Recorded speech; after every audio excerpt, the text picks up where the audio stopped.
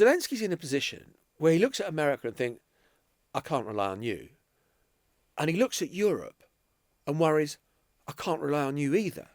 And that is that, Europe in the short term is not in any position to really act in a way that would make up for America saying, OK, we're done. But the very fact that much of this is being dictated as if this is something that you, Europe, will accept because its hard power is not substantial enough, is just sort of written out of the picture of much of this, tells Zelensky a lot, certainly in the short to medium term, about how useful Europe in and of itself will be as a power. It's John. It's Lewis. And there is a bit of a drama going on about this 28-point peace plan, because some of what was released was in English, and rather clunky English at that. And that led to various people to put it into kind of ChatGPT and Grok and whatever else. And what they both came up with was, well, this was a document that was written in Russian and translated into English, giving vent to the idea that somehow this is a Russian peace plan that the Americans are passing off as their own. Now, I've spoken to various people who say it's much more complicated than that. That frankly, if this was a Russian foreign ministry document, there wouldn't be flaws in the English. It would be absolutely perfect. They speak better English than us. Exactly. They're not clunky or clumsy in that way. But there is something very odd that has gone on in the drawing up of this peace plan, which seems to unbelievably favour Russia, where all the sacrifice is going to come from Ukraine and Russia gives very little in return.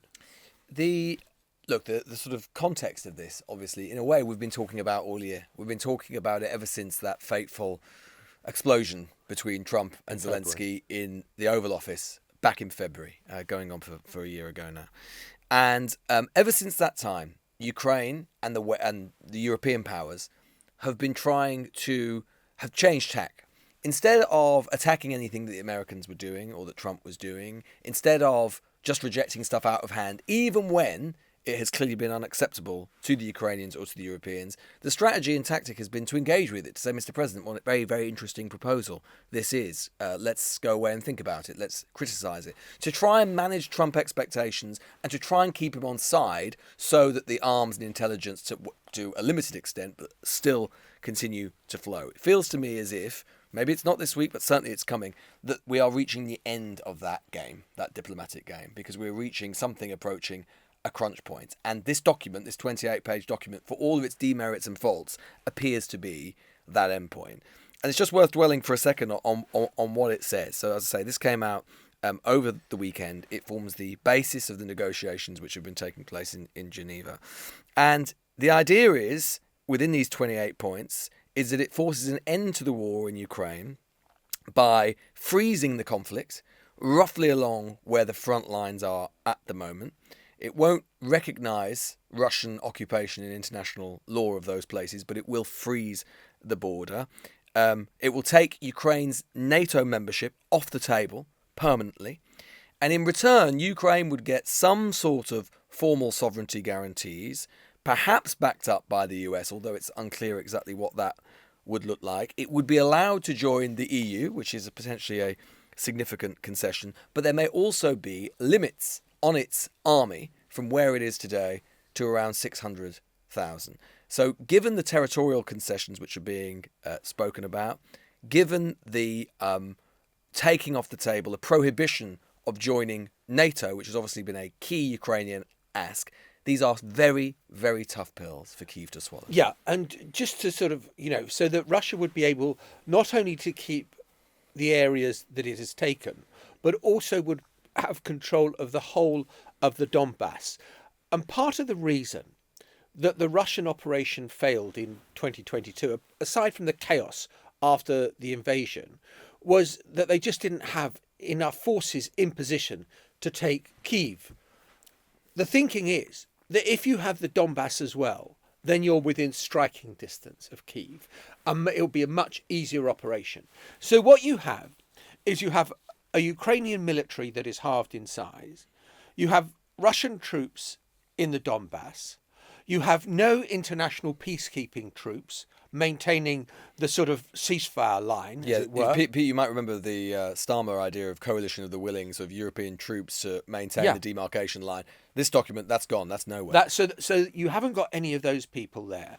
And there is some kind of vague Article 5 idea, the NATO constitution, which says that an attack on one is an attack on all, and therefore if Russia tried to attack again, then the West, NATO, would intervene. And you think, given where Donald Trump has been in his attitude towards Ukraine and the hostility he has shown, and shown again this weekend towards Zelensky, why can't they ever be grateful enough about all that we've done for them? Would you really trust your future to Donald Trump acting in good faith to be the one who would come to Ukraine's rescue if Putin struck again in 2 years' time, when he is rearmed, when he's re-equipped, and he feels absolutely confident to take Kyiv? It doesn't leave a sovereign Ukraine looking like a stable, viable country on those terms. And that is why you've got Ukrainian politicians thinking, oh my God, this is terrible.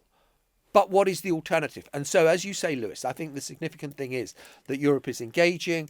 Britain's National Security Advisor, Jonathan Powell, playing a key role in all of this, I'm told. And, a lot of people in the West are kind of hoping that he can be the one that will persuade Washington that it needs to make this document a more balanced approach. But if it becomes more balanced, then presumably, if it becomes acceptable to Ukraine, then presumably Moscow walks away from it. Yeah, and this is, we should also sort of dwell on the sort of the genesis of the document, right? Which is itself fascinating. Bizarre, yeah. And bizarre because, I say that Marco Rubio has been negotiating this in Geneva, which is true. I mean, he's definitely been negotiating certainly this stage of it, this what might be an implementation stage. And bear in mind, I mean, Trump's resolved from this a little bit now, but, at the end of last week, he was saying he wanted a deal signed, sealed, delivered by Thursday, by, Thanksgiving.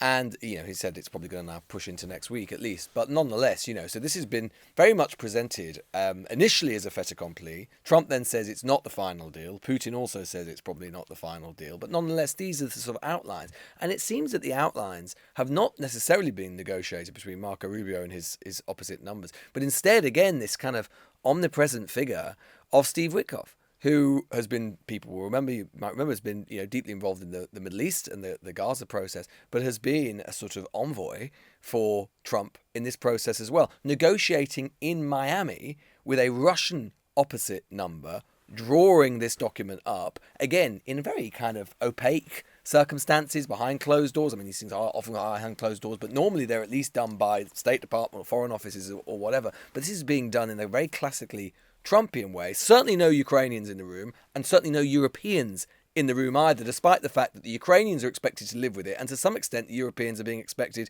to financially at least enforce it. Well, you say no Ukrainians. The Russian you're talking about is actually Ukrainian. Well, indeed, Kirill Dmitriev is seen as the Antichrist in Kyiv because he is someone who was a Ukrainian national, but who is now, in effect, the head of the Russian Sovereign Wealth Fund. 50 years old, educated in America, very sophisticated, very wealthy, dealing with Steve Witkoff, who has no diplomatic experience whatsoever before becoming Donald Trump's right-hand man for negotiations once Donald Trump started his second term. He's a property developer. And he went to meetings at the Kremlin with kind of, Sergei Lavrov and Vladimir Putin with no translator, relying on the Kremlin translator, no note takers on his side, no just State him, Department officials. No State Department officials. And he went there with his very much younger girlfriend, flew in on a private jet, goes to this meeting at the Kremlin and kind of says, I think Vladimir Putin is a man of good faith and all the rest of it. And so Steve Witkoff has been negotiating with this guy, Kirill Dmitriev. Now, we've only seen some of the document, and I was speaking to a senior Foreign Office source with a lot of experience on the Russia desk, who was talking about how, we know about what the ideas are of what Ukraine has got to surrender. We don't know what the business deals are. And I think the European side want to know who's going to get the rare earth minerals. What's the carve up going to be of, bits of land, and what America stands to gain in terms of inward investment. And all of those things are very, very opaque at the moment. And I think that this is where Europe feels so blindsided by the idea that this is not only being cooked up by America and Russia, but it's being cooked up by Kirill Dmitriev, this kind of slightly odd figure who is sort of freelancing on behalf of the Kremlin, and Steve Witkoff, the property developer, billionaire, who is Trump's man on all of this.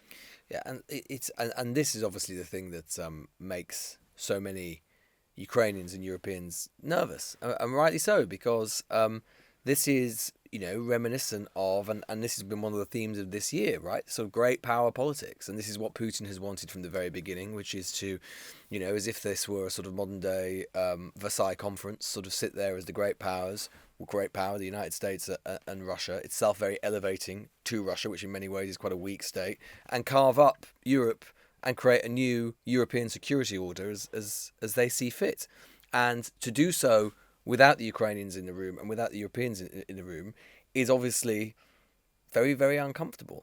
That said, the Europeans have not, as I was saying, rejected, or most certainly Keir Starmer hasn't rejected it out of hand, because they continue to play this delicate diplomatic dance of wanting to continue to curry Trump's favour as much as possible. So Starmer has come out and said, on his way to Johannesburg for the G20, said that it's promising to see a proposal such as this. Obviously, some things still need some work. So, well, yeah, you can say that again, right? Because finding that, and that's been the sort of principle throughout the course of the year, right? Or the problem throughout the course of the year, trying to find the kind of landing zone between what is acceptable to Putin and what Zelensky can sell back home is really vanishingly thin and slender. And actually, I mean, look, there is a world. What the Americans would say, and and you can sort of feel, even people in Europe who have obviously been sentimentally and politically determined to see a Ukrainian victory, do acknowledge is obviously this is now about to enter its fourth year, the war, and Ukraine is continuing largely to hold its own, but isn't winning. The prospect of retaking, through conquest, the territory it has lost, at the very least, is negligible to nil, not least because of the Russians, Putin literally throwing into the organ grinder just endless numbers of men and materiel. And that therefore, given the constraints that it has, and given the fact that the Americans are no longer willing to supply the arms and money that they once did, it is the time to come to some sort of accommodation. Yeah. And in the meantime, after that, Europe can try and arm Ukraine to the teeth to make sure that the Russians never come back for more. But it's a hell of a gamble, and you can see why Zelensky and so many Ukrainians who have sacrificed so much blood and treasure would be reluctant to accept it. And you also have, the accusation that comes from Washington of those who just want this over with and can't see why America should be helping Ukraine at all, saying, look, you just want the forever wars, and arguments like this. Surely we're on the right side of history to be saying it needs to end, and it needs to end now. Against that, you have other people who are saying, no, the strains are showing in Russia. Russia is getting $20 less per barrel of oil for its oil than it was getting a year ago, so income is much less. The Russian bank is having to sell gold to finance the economy. There are all sorts of areas of Russian economy where the stresses and strains of 4 years of sanctions are showing that cars are falling apart and you can't get parts for them, or whatever it happens to be. And therefore, this is not the time to go weak. This is the time to apply more pressure onto Russia. And in that, you have Donald Trump, who doesn't quite blow with the wind, because that, I think, is wrong. I think what Trump has done with this document is gone back to where Trump always is, which is inexplicably pro-Putin in a way that defies rational explanation. And, and that has been consistent from Donald Trump ever since the accusations came about the 2016 election, that there was undue Russian influence in it, and that could have helped Trump win the election. He has always been sympathetic towards Putin. What the West have been able to do at times, like the sanctions on Russian oil that he recently announced, they have made him do some stuff. But you always got the sense from the Alaska meeting, from everything else, that his instinct is, I'm broadly with Putin on all of this. And I think the West still finds that unfathomable and impossible to explain. Well, yes. I mean, I think because, we've spoken before on the show about Trump's motivations, and some of them are sort of more exotic and perhaps intriguing. But one thing that I think that can be proven beyond doubt is simply that he has a view of the world again, which goes back to great powers. And, the Monroe Doctrine. Yeah, the Monroe Doctrine, but also, Thucydides is, the poor must suffer what they must, as in, Ukraine's weak. It's just how he sees the world. It's his vision. Yeah. It's a property developer view of the world. Ukraine's weak. If you're weak, you get eaten. Russia's stronger. I mean, he talks about this in explicit terms. It's a bigger country. It's got more money. It's got more soldiers. Therefore, you have to make a deal, right? And the idea of sentiment, of more romantic and grounded ideas of sovereignty and of national self-determination and national liberation and freedom do not cut any mustard with him, because he just thinks, well, those things are fine, but if you can't provide them for yourself, then you don't have them, right? And that is basically, I think, he can't understand why Zelenskyy has his own politics to deal with, and of course his own sense of dignity and so on. And that, Zelenskyy spoke in explicitly those terms on Friday. He said that he feels that Ukraine is being put in a position where it must choose between its dignity as a nation and the United States as an ally. And of course, there's a third consideration which we've alluded to, which is that it might be that Zelenskyy himself and others in Ukraine, who are of course so weary of this war, people are still being killed every day. There were yet more civilian drone attacks overnight, right? No one needs to tell them about how costly this war is. But of course, there is also that impulse and imperative that what have they been fighting this war for? It can't be for nothing. They can't get to the end of it and still be in as a weak a security position, indeed weaker in some ways, than it was at the beginning. What have all those Ukrainian soldiers died and suffered for? And in that regard, this document is still wanting. And the fear is, right, is that Second World War comparisons or analogies can be overdone, but this is a bit like Munich, right? It just becomes like Munich, i.e. the Czechs are told, you give up this territory, you give up the Sudetenland. And it was all fine. And it'll be fine, and that'll be fine. 6 months later, what does Hitler do? He marches into the rest of Czechoslovakia. And, that is clearly the concern and worry about history repeating itself all over again. A history, of course, about which Trump is largely ignorant. And, just to end on a kind of glib point, Donald Trump, this Thursday in the United States, everything comes to a halt because it's Thanksgiving, and Donald Trump wanted this deal to be done by Thanksgiving, just setting an artificial deadline like that, to which the obvious rejoinder would be, you would be a turkey voting for Thanksgiving if you accepted this document. Well, indeed. I suppose, look, if you got a document which genuinely could build into it some sort of security guarantees, if you could get an assurance from European powers that they would arm Ukraine properly, if you could, you don't accept the annexation, but you accept it as a matter of current fact, and you also get accession to the EU, and the EU has a mutual self-defence pact, right? So that is a sort of quasi-defensive mechanism. Maybe there's a world you could say that, given we're going into the fourth year, given what a toll it's taken, given the fact that the Americans are withdrawing their support, maybe that's something Zelenskyy could sell. The problem is, there's an interesting sort of dynamic with all of this, right? Which is that one of the reasons the Americans, as we talked about on the show last week, if one of the reasons the Americans think that maybe now is the time is because Zelenskyy actually internally within Ukraine politically has never been weaker because of these corruption scandals, which fairly or unfairly sort of circling around him, and obviously the public is weary. There's an interesting kind of point there. Does that make a deal more likely? Or does it make it less likely? Because you could argue it makes it more likely because Zelensky's under so much pressure from without and within. But also, in order to swallow a deal that clearly where Ukraine is not going to get everything it wants, in fact, it's not going to get perhaps most things that it wants, you would require an internal leader to be able to say with complete authority to Ukraine itself, this is the best we're going to get, and these are the reasons why we must accept it. But you need complete authority and legitimacy for that, right? So there was some speculation at the weekend saying the absolute nightmare scenario would be if Zelenskyy were to accept the deal and then he were to be removed because, internal politics within Ukraine, which has basically been in abeyance to some extent during the war, returns and they say Zelenskyy sold us out and then is replaced with who knows what. Then that's a nightmare scenario of complete internal political destabilisation within Ukraine. But, we've spoken about the pressure on Zelenskyy.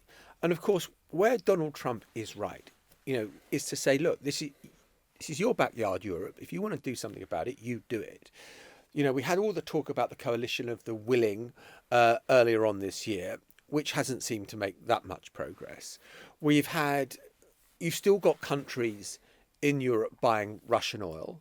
We've got this, billions and billions of Russian money held in Belgian banks that has been confiscated but is not being used. I mean, it's kind of, the Russians can't get their hands on it, but should Europe be using that money to fund Ukrainian rearmament? So Zelensky's in a position where he looks at America and thinks, I can't rely on you. And he looks at Europe and worries, I can't rely on you either. And that is that, Europe in the short term is not in any position to really act in a way that would make up for America saying, okay, we're done. And that's why you can see the pressure is intolerable and immense on Zelensky to cut a deal now. And why probably there will be something that comes out of this. And not least because, if Zelensky is thinking, and again, this is the extra complexity, if Zelensky is sat there thinking, well, maybe I can't rely on the Americans in future, but maybe we can rely on the continent of Europe. The very fact that European powers, including still reasonably big military spenders like the UK and France and so on, the very fact that we're not in the room, I'm sure there'll be some consultation and so on, but the very fact that much of this is being dictated as if this is something that Europe, will accept. Good example is even Trump has said, we'll let Russia back into the G8. Well, to the G7, become the G8 again. They were expelled over the invasion of Crimea. There are 6 other members of the G7 under the United States, but Trump doesn't think about that, right? He's just like, we'll let you back in. That's how Trump sees the world. But the fact that Europe, because its hard power is not substantial enough, is just sort of written out of the picture of much of this, tells Zelensky a lot, certainly in the short to medium term, about how useful Europe in and of itself will be as a power. Though that said, it is true to say that if he were to choose to try and fight on alone, which ultimately this is going to be a bit of a sort of, again, overdoing the Second World War stuff, but a sort of 1940 kind of decision maybe for Zelensky in terms of, do we try and fight alone or at least without the United States, or do we accept what the US is doing? It is true to say as well that, European support has been at least as substantial, despite what Trump says in his own mind, substantial as American support, certainly for the last year or so. But it is an invidious situation for him. In a moment, we'll be considering another Donald Trump relationship, and that is the bromance that's emerged between him and the communist New York mayor, Zoran Mamdani. Are you affirming that you think President Trump is a fascist? I've spoken about... That's okay. You can just say yes. Okay. All right. Okay. Yeah. It's easier. Yes. It's easier than explaining it. I don't mind. So that was one of the most extraordinary out of an entire series of utterly extraordinary moments in the much anticipated showdown in the Oval Office, which became a love-in in the Oval Office between Donald Trump and Zoran Mamdani, a man who, well, as you heard there, Mamdani before had been calling him a fascist and Trump had been calling him a communist. And neither seemed to mind very much. Shocking Washington, shocking the Beltway, and I suspect many Americans as well. And shocking Republicans who had been kind of hoping that they would pitch Zoran Mamdani as the evil face of the new Democratic Party, and this is the enemy. And there you have Donald Trump kind of in this bromance, and you thought at one stage, God, you're going to need to get a room together, because honestly, the love-in was so intense, and it was just so far from what expectation had been beforehand, that this was going to be a frosty meeting. This was going to be Zelensky and Trump, February, Mark II. And it was nothing like that, which I suspect speaks to Trump's love of a ballsy New Yorker, and also, Mamdani's cleverness. He knows that he still needs federal aid from Donald Trump and was able to charm him. I thought that whole meeting showed why, and I know some people get angry about me saying this, but it is true, why, both Trump and Mamdani are both deeply interesting and in their own ways, deeply impressive politicians. That doesn't negate anything of all the bad stuff Trump does, but he is. One of the things I think sometimes misunderstood about Trump is he can demonstrate a remarkable kind of suppleness, and people always think of him as being bombastic at his most bombastic moments, at his most vile moments, at his most crude moments, his most crass moments, and God knows there are so many of those. He's also a skilled politician, right? And I think for lots of reasons, this sort of love-in, I'm surprised at how sort of warm it was, but I'm not that surprised that it descended into a love-in for this reason, right? Which is that partly, as you say, John, I mean, I think clearly Mamdani, who is very charming and clearly went in there and charmed him and did so for his own political purposes. That was very successful. Trump also loves winners, right? Yeah. He loves winners. He will have been, in his own way, deeply impressed by what Mamdani did. And the sense in which he has, again, in his own way and in a sense in his own image, took on the democratic establishment from within and beat them at their own game, right? Remind you of anybody? And I think that, Trump, I don't think Trump will be unaware of or insensible to all of these kind of figures who in their own way, and some of them would reject the characterization, but in their own way are taking to politics in a politics that Trump has shaped, right? That they are in some way emulating themselves, at least to some extent, on Trump's style of politics. Direct, bombastic, populist, fundamentally, very social media driven.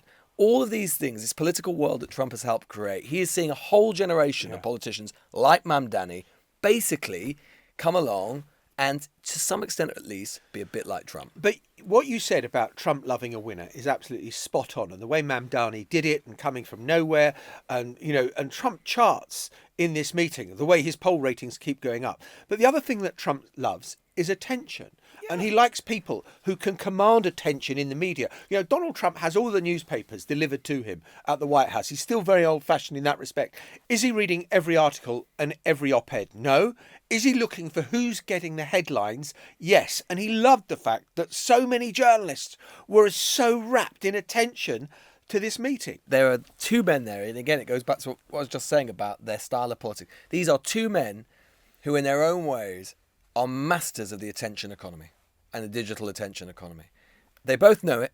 Trump respects it. Trump likes it, and he loves the fact because in his whole world, right, the whole Trumpian world, attention is your currency. He loves the fact that Mamdani is buying him even more attention, and on some level, is not a rival to him, and will be intrigued by what is going on in the Democratic Party. I mean, I actually think, look, this is I think, when you're starting to see it more and more as the weeks go by, something that, is such an intriguing subplot of this next stage of the Trump presidency is not his relationship with the Democrats. It's his relationship with the Republican Party. I mean, which timeline are we in, John, where we somehow found ourselves in a situation where Zoran Mamdani and Donald Trump are best buds, but Marjorie Taylor Greene is leaving the party. And leaving Congress, as she announced at the weekend, partly because of this most bitter, acrimonious feud that she's had with Trump over the course of the last couple of weeks. Yeah, it's sort of unbelievable. If anyone had said that Donald Trump would be hugging Zoran Mamdani and at war with Marjorie Taylor Greene, Calling her crazy. This is crazy. I mean, the number of times we have seen Marjorie Taylor Greene at Mar-a-Lago, famously Emily's little encounter with her, and all the rest of it. Do you think she's going to apologise to Emily? Exactly. You were right about the space lasers. You really were. I'm so sorry. Yeah, I'm not sure Marjorie Taylor Greene has been on that much of a journey. No. We'll have to call in the nurses then. But you can also imagine a world in which MAGAland, was hoping that Trump would, knock the hell out of Mamdani, and that would be great for them. And the Democratic Party were hoping for that too. Exactly. Because they don't want Mamdani to become the obvious new place where the Democratic Party gets support. And established Democrats are fearful of Mamdani. They want Mamdani put into his box. He hasn't been put into his box. He's been lionized by the president. And I might be kind of like over imbuing Trump with a sense of strategy here or I couldn't help but wonder if that was part of it. He knew that it would irritate the Democrats. Maybe it's not about like strategy as such. He just knows it might piss some of them off, and he just the sort of impishness within him, kind of enjoys that. And I wouldn't be surprised by that at all. But his relationship, because the Marjorie Taylor Greene Trump breakdown, right, hasn't come out of nowhere in the sense. Some of it has clearly become personal. She's clearly going on an intriguing journey, but some of it is political, right? And this is going to be, and you can already see it two things happening within the Republican Party and within MAGA. One is some distaste, which Marjorie Taylor Greene has expressed, going back to the first thing we were talking about, with actually how Trump is conducting the presidency in his second term. You know, they wanted it to be sort of populism times 100, America first times 100, you know, glorious isolationism. What's Trump been doing? He's been getting, more than anything else, he's been getting involved in conflicts all over the world. He's been spending a lot of time on foreign policy. He's certainly not been isolationist. And in the sort of America first critique has been anything but America first. You know, they would say, why is he spending so much time on Ukraine? Why do we care, right?